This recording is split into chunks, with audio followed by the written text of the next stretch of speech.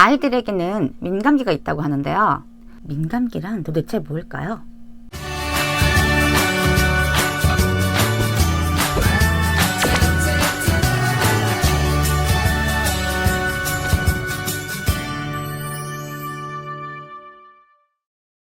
사실은 민감기는 곤충학자가 요충을 관찰하다가 발견한 거예요. 요충이 본능적으로 생명을 유지하고 성장하기 위해서 어린 잎을 먹는데 이 잎이 어디에 많을까요?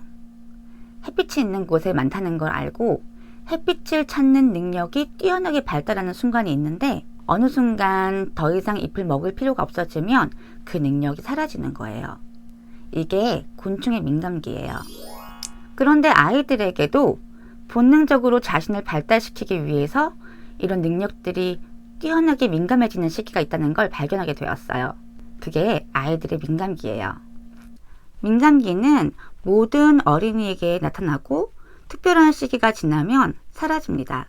민감기에 있는 아이들은 한 가지 일을 지칠 줄 모르고 오랫동안 즐겁게 몰두할 수 있어요. 민감기는 한 가지씩 오는 게 아니라 여러 민감기가 중복될 수도 있고 서로 영향을 미치는 특징이 있어요. 민감기를 잘 활용하면 아이의 욕구를 충족시키면서도 발달을 효과적으로 도와줄 수 있어요. 그럼 민감기에는 어떤 것들이 있고 어떻게 도와줄 수 있는지 알아볼게요. 언어에 대한 민감기는 4개월에서부터 5세까지 지속되는데 개인차가 있을 수 있지만 2살부터 4살까지 가장 강력하게 나타나요. 이때의 어린이는 귀에 들리는 대로 완벽하게 흡수하고 표현할 수 있습니다. 아기가 어른이 말할 때 입술을 뚫어져라 보면서 자기 입술을 움직여 보고 말소리를 내려고 시도하는 걸 보면 아기가 언어의 민감기에 와 있구나 알 수 있어요. 소리를 지르고 옹알이를 하는 건 말하는 연습을 하는 거예요. 어른들은 이때에 아기가 쉽게 말을 모방할 수 있도록 느린 속도로 천천히 말해주고 바른 말을 사용해 줍니다. 아기가 옹알이를 할 때 반응해주고 격려해주면서 말하는 자신감을 키워줄 수 있어요. 또 어린아이가 말을 어눌하게 하면서 오래 걸리더라도 중간에 끊지 말고 기다려주면서 끝까지 성의 있게 들어주는 것도 필요해요. 질서에 대한 민감기는 6개월에서부터 2살까지 가장 현저하게 나타나는데요.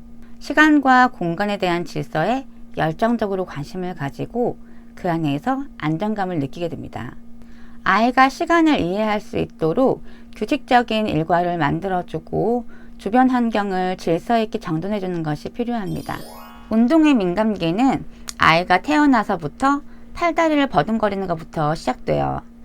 아기는 자기 몸을 많이 움직여 보면서 내 몸을 어떻게 움직이는지 알 수 있게 되고 점점 세련된 동작까지 발달시킵니다. 아기가 걸음마를 할 때 수십 번 넘어지면서도 포기하지 않고 걸음마를 시도하는 걸 보면 그 열정이 얼마나 대단한지를 알 수가 있어요. 아기가 자유롭게 움직일 수 있도록 안전한 환경을 마련해주고 스스로 하는 일을 방해하지 않고 하게 해주면서 그 열정을 뒷받침해 주어야 해요. 사람의 근육은 많이 사용하면 더 발달되고 사용하지 않으면 퇴화하죠. 아기가 할 수 있는 일을 대신 해주는 건 아기 발달에 전혀 도움이 되지 않는 점 기억해 두세요. 작은 물건에 대한 민감기는 아이들이 바닥에 떨어져 있는 작은 물건이나 개미, 구멍 같은 것에 관심을 보이면서 자연을 탐구하고 관찰하는 걸 즐기는 시기인데 잠시 나타났다가 사라지는 특징이 있어요.